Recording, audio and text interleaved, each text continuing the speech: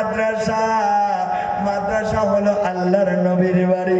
এই মাদ্রাসাতে যদি একটা মেয়েকে আরবি শিক্ষায়, মাদ্রাসা শিক্ষায় শিক্ষিত করেন, গ্রামের মধ্যে মানুষ মারা যায়। পুরুষ মানুষ মারা গেলে আলেম ওলামা গিয়ে ভর্তি হয়, কারণ আলেম ওলামা গ্রামের মধ্যে হাফেজ মাওলানা অনেক আছে, আছে না নাই? আছে না নাই?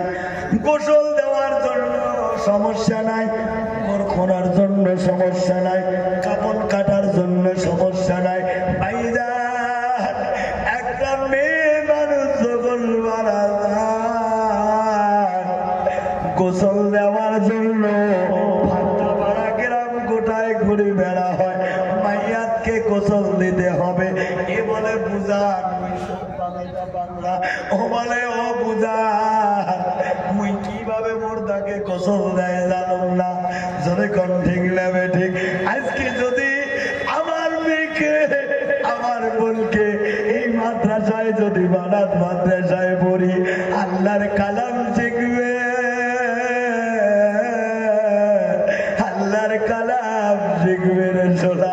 আল্লাহর হাবিব বলে পৃথিবীর জমিনে সবচেয়ে উৎকৃষ্ট ওই ব্যক্তি, খায়রুকুম মান তাআল্লামাল কুরআন ওয়া আল্লামা, যে নিজে কোরআন শিখছে এবং অপরকে শিক্ষা দিয়েছে। ভাইজান, আজকে আমরা পৃথিবীর জমিনে বেঁচে আছি রে সোনা, একদিন আমরা পৃথিবীর জমিনে থাকবো না। বাপ ছিল চলে গেছে, মা ছিল চলে গেছে, অনেক বাবা এখানে বসে আছে রে, আমি বেঁচে আছি কিন্তু আমার সন্তান কবরে চলে গেছে। ও ভাইজান, আজকে যদি আমার মেয়েকে বাচ্চাপাড়া বানাত মাদ্রাসায় পড়াইয়া শিক্ষিত করি, আমি যেদিন মারা যাব, আমার মেয়ে যখন কোরআন তিলাওয়াত করবে, আল্লাহ পাক অর্ধেক নেকি মা বাবার কবরে পৌঁছে দেবে। জোরে কোন সুবহানাল্লাহ। নারে দেখবে, মা গো তোমার একটি মেয়ে মাদ্রাসাতে দিও, মা গো তোমার একটি মেয়ে মাদ্রাসাতে দিও, এই পৃথিবীর বুকে মা গো জান্নাত কিনে নিও, এই পৃথিবীর বুকে মা গো জান্নাত কিনে নিও। এমন সুযোগ নেই কোনো, আর ভেবে বুঝে নিও, মা গো তোমার একটি মেয়ে বানাতে দিও, এই পৃথিবীর বুকে মা গো জান্নাত কিনে নিও। যেরকম মারহাবা। আজকে আমার মেয়েটা যদি মাদ্রাসায় পড়ে হাফিজা হয় কিংবা আলিমা হয়, আমার মেয়েটা গ্রামের মানুষের নজরে দাম না থাকতে পারে, কিন্তু আল্লাহর দরবারে দাম আছে না নাই? জোরে কোন আছে না নাই? কারো যদি ছেলেকে বিবাহ দিতে চায়, যখন শোনে মেয়েটা বানাতে করে আলেমা হয়েছে, শোনার সঙ্গে সঙ্গে বলে রে ভাইজান, ওই মেয়েটাকে দিয়ে তুমি আলাপ করো, কারণ যার ভিতরে আল্লাহর কালাম আছে, নবীজির আদির বাড়ি যার ভিতরে আছে, সে অবশ্যই মা বাবা শ্বশুর শাশুড়িকে সম্মান দিয়ে চলবে। জোরে কোন ঠিক না বেঠে? ভাইজান, আল্লাহর নবী বলেছে রে যুবক বন্ধু, ভালো করে শুনে রাখবেন, যখন তোমরা বিবাহ করতে যাবে তখন চারটা গুণ দেখবে। কয়টা? চারটা গুণ দেখবে।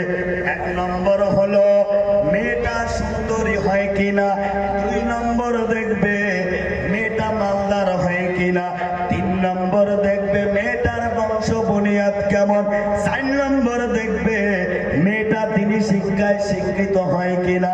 আল্লাহর নবী বলে দেখতে যদি সুন্দর না হয়, বংশ বুনিয়াদ যদি তেমন ভালো না হয়, আর ধন সম্পদ যদি তেমন না হয়, কিন্তু মেয়েটার ভিতরে যদি তিনি এলেন থাকে, ওই মেয়েটাকে তুমি বিবাহ করো,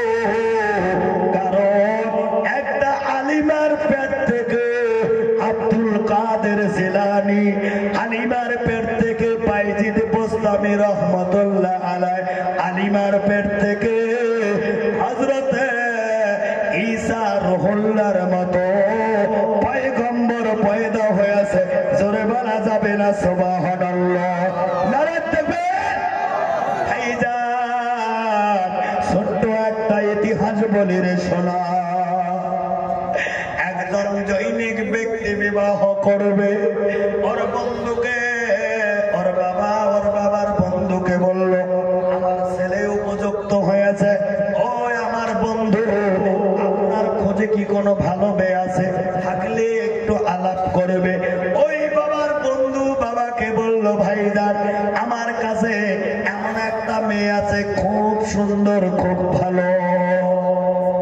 বিবাহ চুক্তিবদ্ধ করলো, 3 তারিখ ধার্য করলো।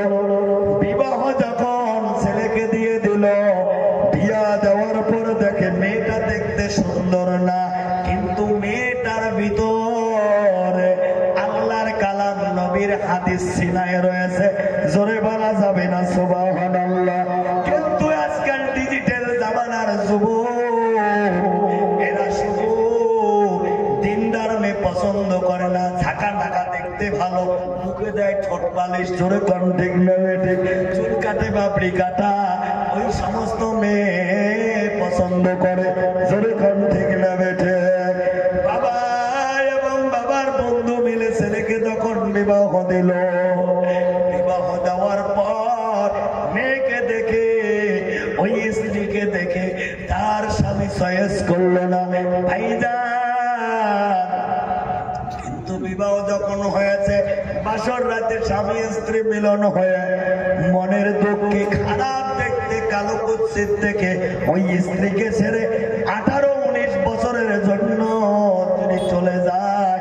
এইদিকে একদিনের সহবাসে আল্লাহ রব্বুল আলামিন তার পেটে এমন একটা বাচ্চার জন্ম দেয়, যে বাচ্চাটা হলো ইমাম মালিক রহমতুল্লাহ আলাইহি। জোরে বলা যাবে না সুবহানাল্লাহ।